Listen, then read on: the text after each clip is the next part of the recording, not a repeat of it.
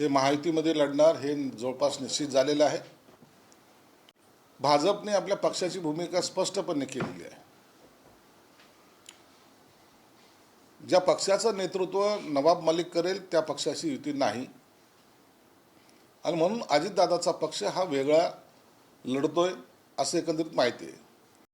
आणि मग यासाठी त्यांनी इतरांबरोबर केलेल्या युत्या याला हा त्यांचा पक्षाचा अंतर्गत निर्णय असल्यामुळं त्याला विरोध करण्याचं काही आमचं काही कारण नाही। भूमिका एक हिंदुत्व असेल, मराठी माणूस असेल आणि मुंबईचा विकास असेल, या 3 मुद्द्यावर ती मुंबई महानगरपालिकेची निवडणूक लढल्या जाणार आहे। म्हणून एवढं मात्र निश्चित झालेलं आहे की एकनाथ शिंदे साहेब, देवेंद्र फडणवीस साहेब हे आता लवकरच बसून अंतिम जागा वाटपाची बोलणी करतील, आणि मला वाटतं ह्या निवडणुका जोरदारपणे महायुतीचा भगवा या मुंबई महानगरपालिकेवर कसा फडकेल यासाठी प्रयत्न सुद्धा करतील। पण राष्ट्रवादी शरद पवार गट हा तुमचा आता राजकीय शत्रू आहे आणि तुमचाच अलायन्सचा एक पार्टनर तिकडे जातोय, त्यांच्याचं कळतोय। हे बघा, नवाब मलिक हे आमचे शत्रू आहेत असं आम्ही पूर्वी जाहीर केलेलं आहे।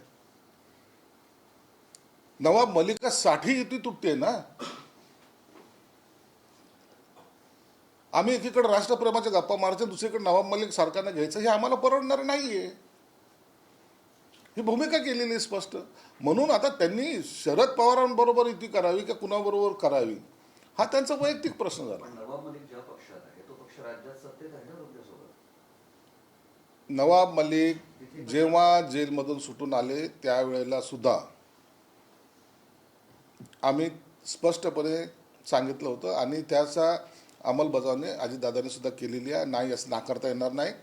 तेच त्यांना सत्तेत त्यावेळेला सुद्धा घेतलं नव्हतं, आणि आता सुद्धा आम्ही त्यांच्या त्या नवाब मलिकच्या भूमिकेच्या विरोधात आहोत। याच मुद्द्यावर संजय राऊत यांनी टीका केली आहे। ते म्हणतात की मलिकांना विरोध करणं हे ढोंग आहे, कारण त्यांचीच मुलगी सरकारला सपोर्ट करते। आणि असं सुप्रिया सुळे म्हणतात की नवाब मलिक चालतात पण त्यांची मुलगी चालत नाही। एखाद्याने केलेला एखादी गुन्हा हा त्यांच्या कुटुंबियावर टाकता येत नाही।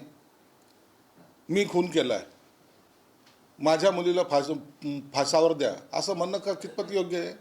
म्हणून तिने जर तिची भूमिका एखाद्या वेळेला या सगळ्या पक्षाच्या विरोधात धोरण जर घेतलं किंवा इतर जर भूमिका तिने जर वठवली तर त्यावेळेला निश्चित तिचा सुद्धा विचार केला जाईल। तुमचे नेते प्रताप सरनाईक असं म्हणाले की भाजप सेना युती झाली नसती तर शिवसेनेतील काही जण फुटले असते, म्हणून युती झाली का? म्हणजे केव्हा? आता आता ही जर युती झाली नसती तर आमच्या पक्षातले अनेक लोक फुटले असते अशी भीती त्यांनी व्यक्त केली, म्हणून युती झाली का असा प्रश्न आहे। नाही, तसं नाही आहे। बघा, आम्ही जेव्हा उठाव केला त्या टायमाला उबाठाचे जे मुळात शिवसेनेचे अनेक नगरसेवकांनी एकनाथ शिंदे साहेबांच्या नेतृत्वावर विश्वास ठेवला। आम्हाला हिंदुत्व हे पाहिजे, तुम्ही बाळासाहेबांच्या विचारांनी चालले आहात म्हणून आम्ही तुमच्या सोबत आहोत। आणि जेव्हा अशा वेळेला काही नगरसेवक जेव्हा आले, जवळपास 55 ते 58 नगरसेवक आमच्या पक्षामध्ये त्यांनी प्रवेश केला आहे, आणि मग अशा वेळेला त्यांना सामावून घेणे किंवा त्यांचा विचार करणे हे पक्षाच्या नेतृत्वाला गरजेचं असतं। एकनाथ शिंदे साहेबांनी निश्चित त्यांना काही कमिटमेंट केली असणार आहे। एकनाथ शिंदे साहेबांनी त्यांना एक सन्मान द्यायचा प्रयत्न केलेला आहे, म्हणून त्याच्यावर तुम्हाला माहिती आहे की एकनाथ शिंदे साहेबांनी जर एखादा शब्द दिला तर त्याच्यापासून ते माघारी फिरत नाहीत। म्हणून हे युती झाली पाहिजे हे आमचं पहिल्यापासून धोरण होतं, त्यामुळं त्या नगरसेवकाला सुद्धा न्याय मिळेल ही अशा पद्धतीचं वक्तव्य कदाचित प्रताप सरनाईकाचं असावं। वक्तव्य असं होतं की जर युती झाली नसती तर मग आमच्यातले अनेक लोक फुटले असते अशी भीती व्यक्त केली। नाही, असं होत नसतं। भीती तशी व्यक्त केलेली नाही, परंतु त्यांना न्याय मिळेल की नाही ही शंका त्यांना उपस्थित झाली असती असा त्याचा अर्थ आहे। उद्धव ठाकरे यांच्या शिवसेनेकडून मुंबईमध्ये 130 ते 150 जागा लढण्याची तयारी केली आहे, आणि मनसेला 60 ते 70 जागांवर निवडणूक लढवणार आहे असं कळतं आहे, आणि ते राष्ट्रवादी काँग्रेस शरद पवार गटालाही 20-30 जागा देत आहेत। या सर्व चर्चा आहेत।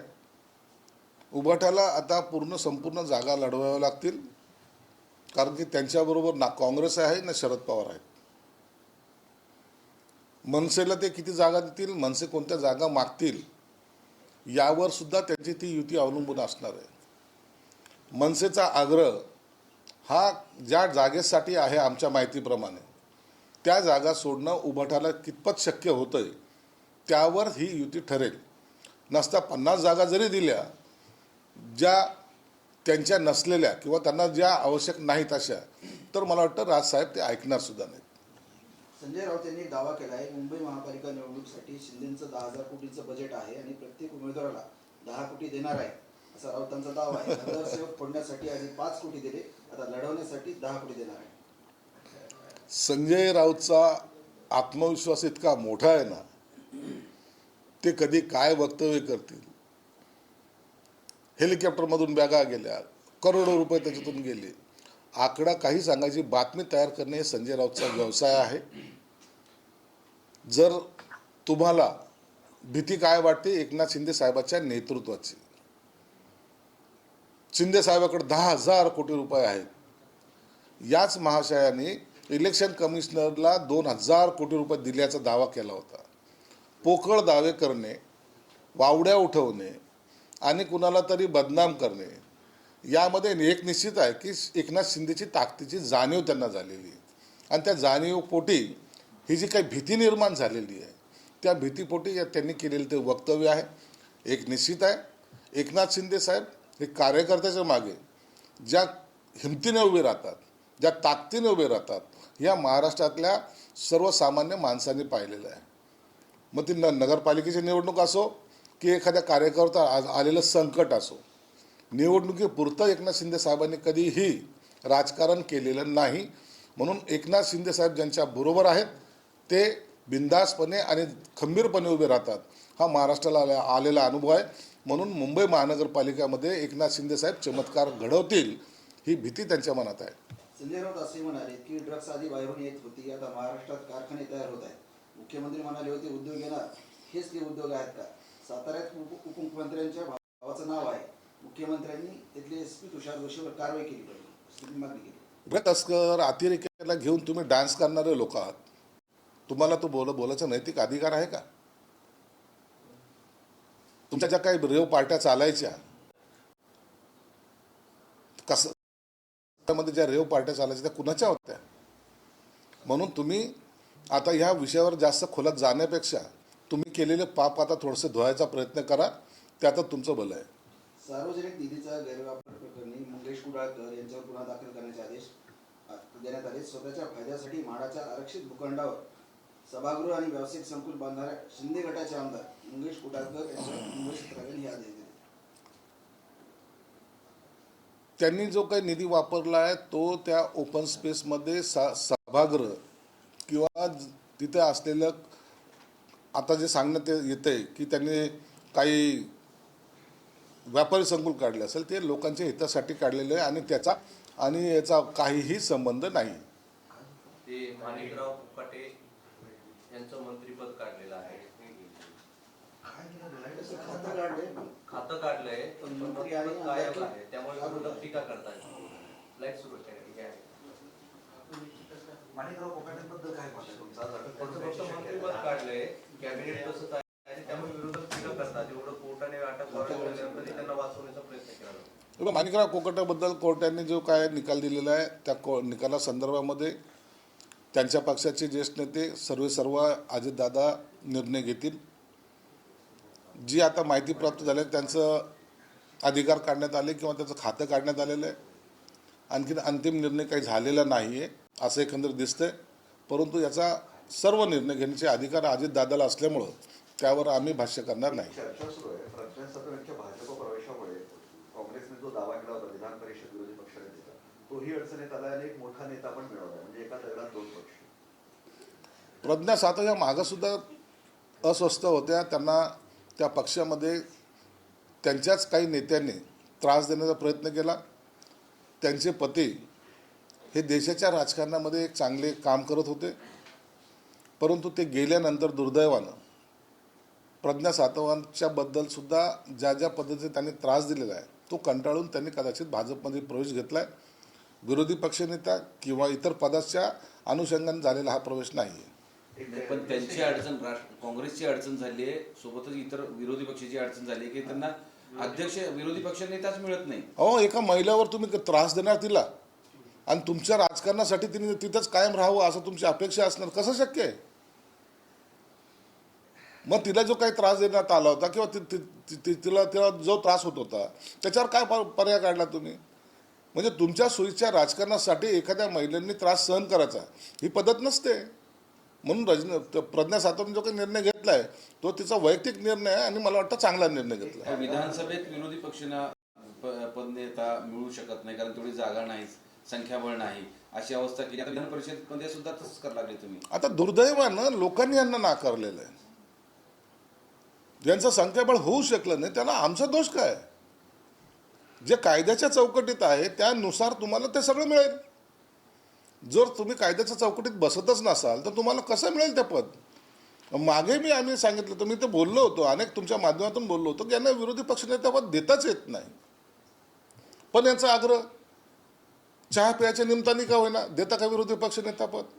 बुके घेऊन जातील देता का विरोधी पक्षनेता? तुमचे आमचे संबंध किती चांगले देता का विरोधी पक्षनेता? मग ज्यांना काही विश्लेषण लावायचे मग ते फडणवीस साहेब झाले. फडणवीस साहेब सगळ्यात चांगले मुख्यमंत्री आहेत असं आम्हाला वाटतं, देता का विरोधी पक्षनेता पद? हे काय चाललंय यांचं? अहो, लाचाराची काही सीमा असते का नाही? आणि ही सीमा सगळ्या तोडलेल्या आहेत. तरी अखेरला नियमानुसारच काम होतं हे आम्ही त्यांना दाखवून दिलेलं आहे. निवडणूक अधिकाऱ्यांना उमेदवारी अर्ज बाद केल्यास कोर्टात जाता येणार नाही असा तुम्ही निर्णय घेतलाय जिल्हा परिषद आणि पंचायत समितीसाठी. हा समर्थनीय आहे, पटणार आहे, कारण उमेदवार कोर्टात जायचे जर ते काय त्यांचा हक्कही राहून घेतला अशी चर्चा. हा निर्णय घेण्यामागचं कारण एक आहे की आता सध्याला नगरपालिकेच्या ज्या निवडणुका झाल्या आपण पाहिलं असेल अनेक निर्णय हे असे झालेले आहेत की सगळ्या निवडणुका संपत आल्यात आणि त्याला स्थगिती दिली गेली. म्हणून एकदा एखादा निर्णय घेतला त्याच्यावर चॅलेंज करणं, सर्वसामान्य माणसाला वेठीस धरणं हा प्रकार होऊ नये यासाठी हा कदाचित निर्णय घेतला असावा. परंतु त्याचे परिणाम काय होतील हे भविष्यामध्ये कळेल आणि जर त्याच्यावर जर काही त्रास झालाच तर कदाचित शासन पुन्हा निर्णय बदलायची शक्यता सुद्धा नाकारता येत नाही. अधिकारी सत्ताधाऱ्यांचा ऐकणार मग लोकांना बादही करता येणं शक्य आहे ना यात? नाही, असं नाही करता येणार तुम्हाला. चुकीच्या याला काहीतरी त्या अटी शर्ती हा टाकाव्याच लागतील तुम्हाला. नाही तर अधिकारी मला नाही यांचा फॉर्म उडवायचा आपलं काही होत नाही अशा आविर्भावात अधिकाऱ्यांसुद्धा राहू नये. कायद्याची चौकट सगळ्याला बंधनकारक असणार आहे. चुकीचा बाद केल्यास त्याच्यावर सुद्धा कारवाई अत्यंत कडक स्वरूपाची असावी असं प्राविधान त्यात असलं पाहिजे. इम्तियाज जलीलांचं एक वाक्य कालचं आहे, त्यांचा एक व्हिडिओ व्हायरल झाला होता नोटा उधळण्याचा आणि त्यावर विचारल्यावर ते म्हणाले की मी शाही घराण्यातनं आहे, पैसे उधळणं हा आमचा छंद आहे, कोणाला काय बोलायचं बोलू द्या, हवं असल्यास ज्यांच्या पोटात दुखतंय टीका करताय त्यांनी पैसे उचलायला यावं, आमची हरकत नाही. पैसे उचलायला बोलू. या विधानाला काय म्हणाल, या बोलण्याला शब्दात? इम्तियाज जलील किंवा ओएसी ही हैदराबादची पिलावळ आहे. नवाबी घराण्यातून आल्याचा आविर्भाव त्यांच्या रक्तात आहे. बाकीचे इतर सर्व गुलाम आहेत, भले ते मुस्लिम समाजाचे असले तरी.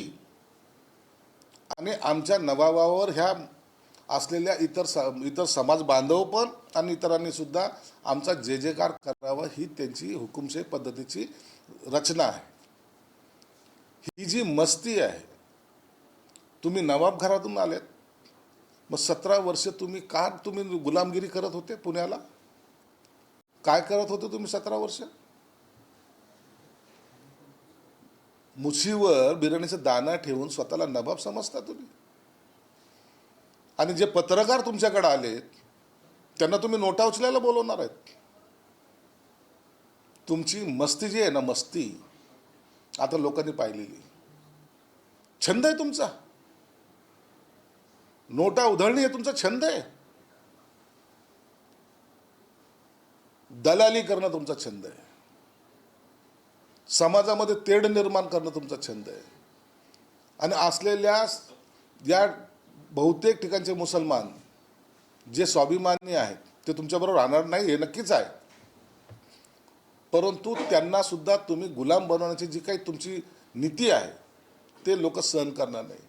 नवाबी करायचे असेल हैदराबादला जा. लोकांनी तुम्हाला आता सगळीकडून बाद केलेलं आहे. आणि अशाच पद्धतीची मस्ती करणाऱ्यावर गुन्हे दाखल झाले पाहिजे असं माझं पोलिसांना सुद्धा आव्हान आहे. या पद्धतीचे नोटा उधळणं, करन्सी उधळणं हा एक गुन्हा आहे आणि या गुन्ह्यासाठी त्यांच्यावर गुन्हा दाखल झाला पाहिजे असं सुद्धा मी आता CP ला सांगणार आहे.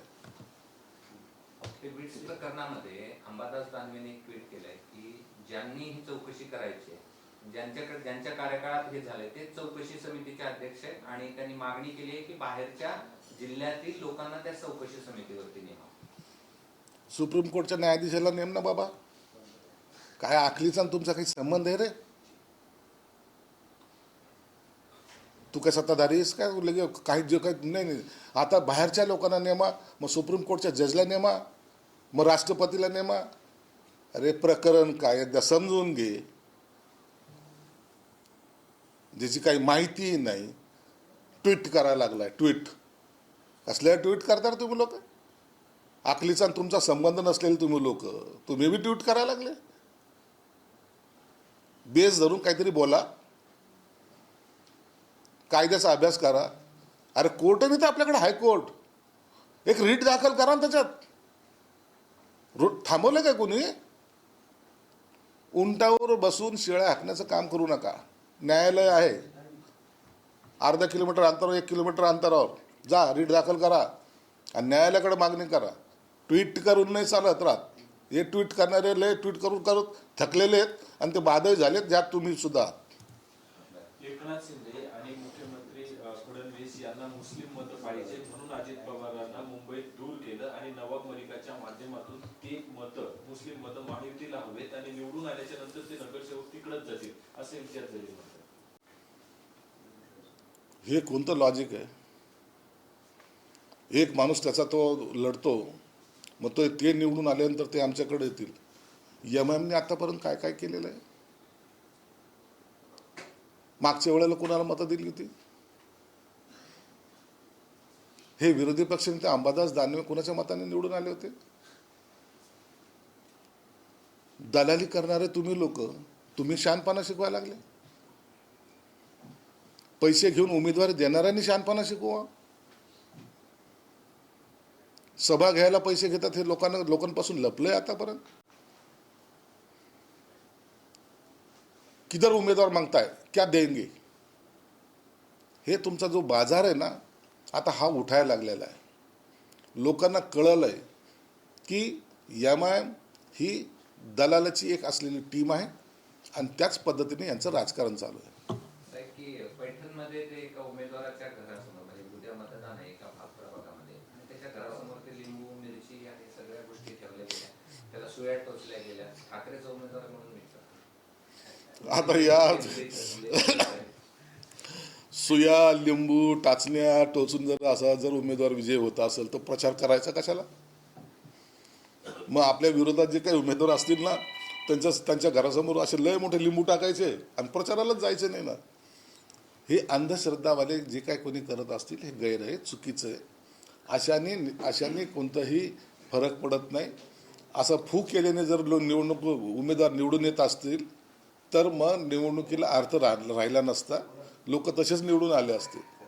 हे अंधश्रद्धा जो काही बाळगतात हा त्यांचा निव्वळ मूर्खपणा आहे. हिंदी महापालिकेचा प्रश्न आहे. या ठिकाणी युती संदर्भात एक मीटिंग झाली.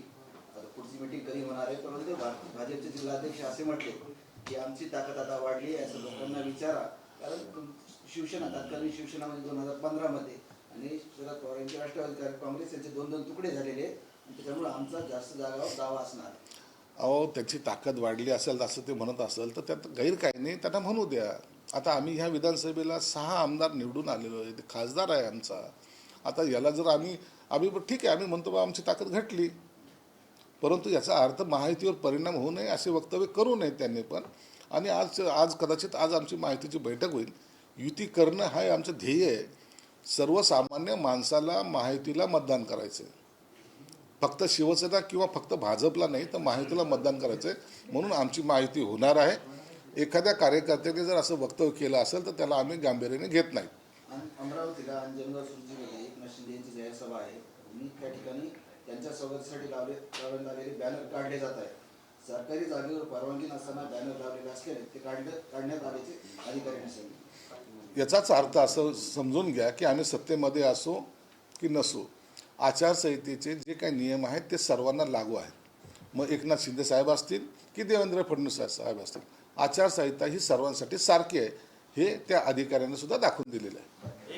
एक प्रश्न आहे. काल बावनकुळे आले होते आणि भाजपच्या बैठकीमध्ये असं त्यांनी जाहीर केलं, अशा बातम्या की 45 वर्षाच्या वरील जे उमेदवार असतील त्यांना उमेदवारी देणार नाही. तो त्यांच्या पक्षाचा अंतर्गत घेतलेला निर्णय आहे. त्या निर्णयाची अंमलबजावणी कशी करायची हे येथील स्थानिक पदाधिकाऱ्यांनी ठरवायचं आहे. त्याच्यामध्ये आम्ही कोणताही बोलण्याचा आम्हाला नैतिक अधिकार नाही आणि त्या पक्षाचे असलेले नीती संदर्भामध्ये पक्षाच्या अंतर्गत ते लोक निर्णय घेतील. सर, बीएमसी चुनाव को लेकर आपने जो डिमांड्स की है जेपीसी सीट पर को लेकर, तो 50% से भी कम सीट आपको दे रहे हैं. देखिए, बीएमसी का चुनाव होने जा रहा है, उसके अंदर 1, 2, 3 स्टेज में बातें चलते रहती है. पहले स्टेज में किसी ने क्या कहा है इसके ऊपर ये फाइनल नहीं होता. ये इनिशियल स्टेज के ऊपर इतनी जगह लेना चाहिए, देना चाहिए, ये बातें होती है. और 2 मीटिंग होने के बाद फाइनल निर्णय में कितनी जगह मिली है या कितनी जगह छोड़ी है इसका निर्णय होगा. इसलिए आज उसके बारे में कोई भी जवाब देना या तो उसके बारे में कुछ बातें बताना मेरे ख्याल से उचित नहीं है. कांग्रेस की जो नेता है प्रज्ञा सातव, तो वो बीजेपी में जा रहे हैं. प्रज्ञा सातव ये जो कांग्रेस की विधायक है विधान परिषद की, उनके पति राष्ट्रीय कार्यकारिणी में थे कांग्रेस के और बड़ा नेता थे, उनका एक दबदबा था. लेकिन उनके जाने के बाद उस महिला को जिस तरीके से इन्होंने हरेसमेंट किए, दबाने की कोशिश की है, उसके वजह से शायद उसने पार्टी बदलने का निर्णय लिया और वो उसका पर्सनल निर्णय होने की वजह से अब उसके बारे में हमने कोई राय देना उचित नहीं है. कई सालों से उनका जो परिवार था वो कांग्रेस से जुड़ा हुआ था, तो कहीं ना कहीं कांग्रेस को बड़ा झटका लग सकता है.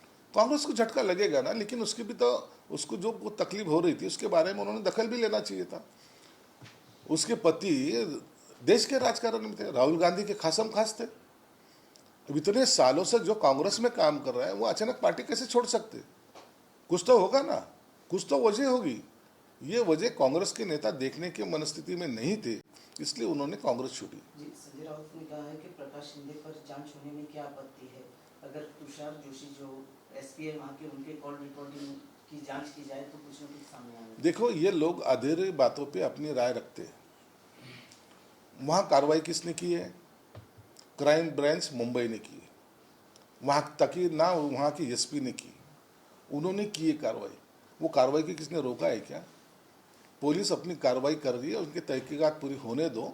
उसके अंदर अगर कोई भी जो भी आरोपी रहेगा उसको अटक की जाएगी और उसके ऊपर कायदेशीर इलाज भी किया जाएगा. एक इंटरेस्टिंग आहे, जस्ट एक धनंजय मुंडे यांची मंत्रिमंडळात घेण्याची चर्चा सुरू आहे. जर घेतलं तर सुप्रिया सुळे म्हणतात मी बीडमध्ये जाऊन उपोषणाला बसणार. हा प्रश्न जर तरचा आहे. धनंजय मुंडे काल अमित शहाला भेटले, त्याच्यावर हे सगळं वादळ उठलेलं आहे. ते कोणत्या कारणास्तव भेटले याबद्दलचा खुलासा धनंजय मुंडे स्वतः करू शकतात. त्याच्याहून ज्या काही चर्चा रंगत आहेत त्याला मला वाटतं आता कोणताही अर्थ नाही. जोपर्यंत धनंजय मुंडे आपली भूमिका स्पष्ट करत नाही किंवा अजितदादा त्याच्याबद्दल काही वक्तव्य करत नाही तोपर्यंत या बातम्याला तसा म्हणावा तसा अर्थ नाही. नाही, पण ताई त्या बातम्या ऐकूनच म्हणतात मी उपोषणाला. आता जर तरचा प्रश्न आहे ना. जर झालं तर, जर केलं तर, काल धनंजय मुंडेला हात टाकणारे ह्याच होत्या. या जर तरच्या गोष्टीला आता सध्याला काही अर्थ नाही. महायुतीची दुसरी बैठक होते मुंबईच्या बाबत आणि त्या बैठकीत राष्ट्रवादीला पुन्हा एकदा निमंत्रण नाही, म्हणजे असं ठरलंय का अजित पवारांना लांबच ठेवायचं? हे बघा, काही ठिकाणी जे आहे ना ते राजकारण हे त्यांच्या ज्या विषयाशी धरून आहे, जे मुद्दे घेऊन मुंबई महानगरपालिकेमध्ये बीजेपी आणि शिवसेना उतरते त्या मुद्द्याला जर ठेस पोहोचत असेल तर ती युती होणार नाही. तुम्ही पाहत असाल की पिंपरी चिंचवडमध्ये सुद्धा राष्ट्रवादीबरोबरच्या विरोधात भाजप लढते आणि त्यात त्यांनी सांगितलं, स्पष्टपणे सांगितलं की आम्ही त्यांच्या विरोधात लढणार आहोत. याचा अर्थ असा होत नाही की तिथलच्या असलेल्या स्थानिक राजकारणाच्या अनुषंगाने त्यांनी घेतलेला तो निर्णय आहे. धन्यवाद.